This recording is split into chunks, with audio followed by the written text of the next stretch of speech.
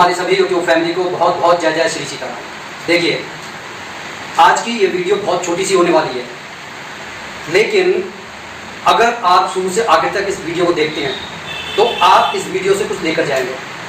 जो भी भाई बंधु इस चैनल पर इस समय नए हैं, कृपया इस चैनल को सब्सक्राइब कर लें ताकि आपको ऐसी वीडियो की नोटिफिकेशन आगे मिलती रहे। अब वीडियो का मेन मोटिव ये है कि हमारे जीवन में कई बार जाने अनजाने परेशानियां आने लगती हैं। ऐसा लगता है कि बड़ा खुशहाल जीवन है, बहुत कुछ कमा रहे हैं, लेकिन ना बच रहा है, और कमाने के बाद भी जब बच नहीं रहा तो आखिर वो पैसा जा कहाँ है। जो आप खा रहे हैं, पी रहे हैं, वो आपके शरीर में लग नहीं रहा है। आप पूरी कोशिश कर रहे हैं, पूरी मेहनत कर रहे हैं, आपको सफलता नहीं मिल रही है, आपके रिलेशन सही ठीक नहीं है।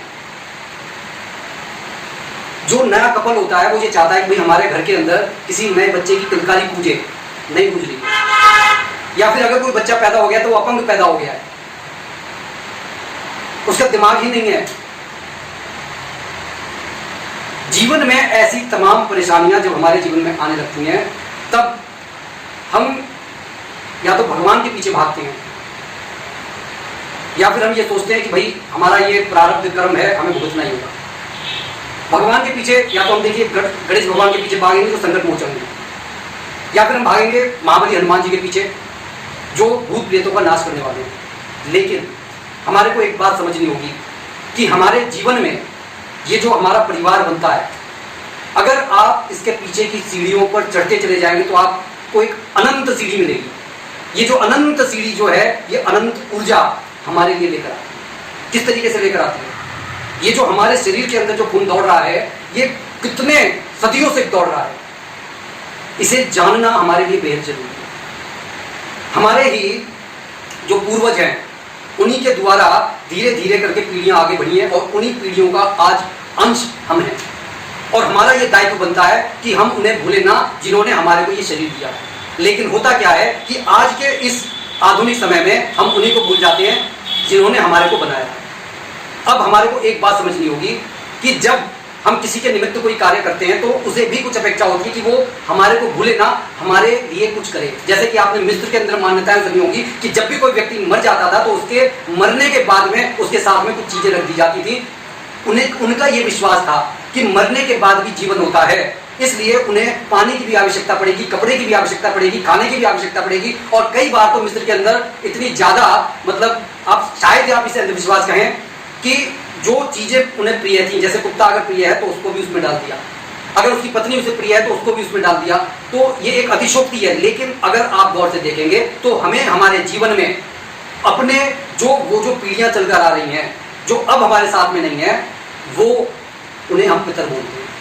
अब ये पितर हमारे वो देवता होते हैं जो हमारे घर की रक्षा करते हैं। जैसे कि एक बच्चे को अपने माता पिता की याद उस समय बहुत जल्दी आती है, जब वो उसे कोई परेशानी होती है, तब वो अपनी बात को सबसे पहले अपने माता पिता से कहेगा। बिल्कुल उसी तरीके से वो जो पितर हैं वो हमारे माता पिता से कम नहीं है, वो हमारे घर की एक तरीके से चौकीदारी कर देते हैं। अब वो जो पितर हमारे पास में हैं, वो या तो देव योनि में जा सकते हैं। देव योनि में कब जाएंगे? जब हम उन्हें कुछ तर्पण करें, और या फिर वे भूत बनकर हमारे को परेशान कर सकते हैं। भूत कौन होते हैं? क्योंकि ये भी देखिए 3 तरीके के होते हैं। जब हमारे परिवार का कोई व्यक्ति एक्सपायर हो जाता है तो उसके 3 तरीके की विचार होते हैं। या तो तामसिक विचार होगा, जिसका तामसिक विचार होगा यानी कि अगर उसका कोई इच्छा अधूरी रह गई है तो वह अपनी इच्छा को पूरी करने के लिए परेशानी दे सकता है। कैसे परेशानी दे सकता है? कि हमारे रुपयों पैसों की जो आगमन में बाधा क्रिएट कर सकता है। जो एक नई आत्मा हमारे परिवार में जन्म लेना चाहती है, उसको वो जन्म नहीं लेने दे सकता। या फिर अगर हमारा कोई कार्य बन रहा है तो उसे बिगाड़ सकता है, दुर्घटना कर सकता है, हमारे को चोट पहुंचा सकता है। ये वो जो तामसिक विचार वाला पितर है वो कर सकता है। लेकिन जो सात्विक होगा वो तो सात्विक ही होगा, वो हमारे हर कार्य बनाएगा। राजसिक होगा, वो हमारे हर कार्य बनाएगा, लेकिन कभी कभी उसे भी गुस्सा आ जाएगा। तो ये जो पितर हैं, ये भूत योनि में ना जाएं, ये सीधा देव योनि में जाएं। क्योंकि देव योनि में जाने के बाद में आप कहते हैं ना कि अगर समाज में किसी पिता का पुत्र IAS या IPS बन जाता है तो उस पिता की छाती चौड़ी हो जाती है, और लोग उससे अपना काम निकलवाने के लिए आने लगते हैं कि भाई आपका बेटा वहां पर IAS है, IPS है, कलेक्टर है, आप जरा हमारा ये काम बनवा दो। बिल्कुल आप ये समझ लीजिए कि अगर हमारे पितर देव योनि में चले जाते हैं तो हमारी पहुंच वहां तक हो जाती है। जब हम पूजा करते हैं उस पूजा का फल हमारे को सहस्त्र गुना होकर मिलता है। तो अब जो हमारे पितर संतुष्ट नहीं है उनको संतुष्ट कैसे किया जाए? क्योंकि देखिए, जो संतुष्ट होगा वो तो हमें परेशान नहीं करेगा, लेकिन जो असंतुष्ट है, अब असंतुष्ट कौन है? मान लीजिए हम क्या 10 दिन बिना पानी के रह सकते हैं, लेकिन हम अपने पितरों को याद नहीं करते। हम तो ये सोचते हैं कि ठीक है भैया वो चले गए दुनिया से, बात खत्म। देखिए, बात कहीं खत्म नहीं होती है, क्योंकि कहीं ना कहीं से ये दुनिया चली आ रही है और ये आगे चलेगी, आगे हम भी बनेंगे और हमारे को भी चीज़ों की जरूरत पड़ेगी।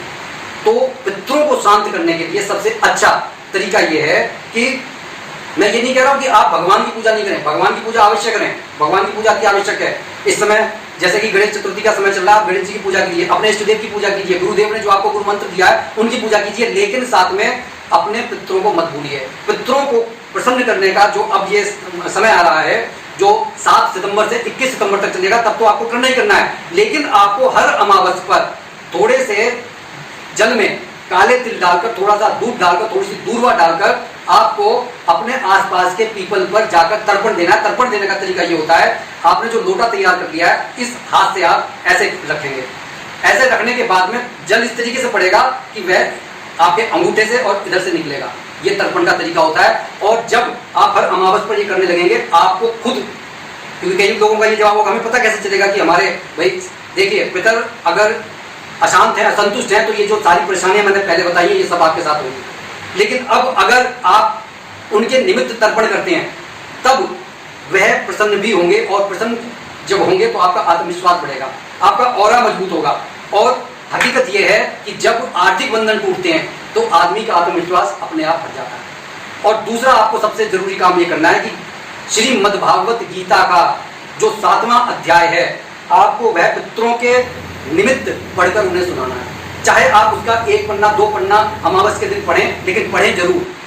पढ़ने के बाद में आप ये देखेंगे कि धीरे धीरे से आपके घर में से नकारात्मक ऊर्जा खत्म हो गई है, क्योंकि अब वो जो हमारे पितर हैं वो शांत हो गए हैं और हमारे घर की सुरक्षा कर रहे हैं। पितरों का हमारे घर पर आशीर्वाद रहना अत्यंत आवश्यक है। पितर वो मुखर देवता हैं, वो जागृत देवता हैं, जो सबसे पहले हमारी सहायता के लिए आते हैं। इसलिए आप पितरों के नाम का जो 7 सितंबर से 21 सितंबर तक चलेगा, उसकी मैं एक अलग वीडियो लेकर आऊँगा कि किस तरीके से हम घर पर रहकर उनके प्रति अपने आस्था, अपनी श्रद्धा को दे सकते हैं। क्योंकि देखिए, जाने वाला चला जाता है, लेकिन यादें रहती हैं, और जो यादें रहती हैं जब हम उनको सच्चे भाव से याद करते हैं तो हमारी आंखों में भी नमी आ जाती है। क्यों? क्योंकि कभी हमने उनके साथ समय बिताया है। लेकिन वो जो अनंत सीढ़ी चली आ रही है, हो सकता है कि उसके प्रति हमारी कोई भावनाएं ना हो, लेकिन अगर आप सोचेंगे वो सब हमारे अपने हैं, और उनके निमित्त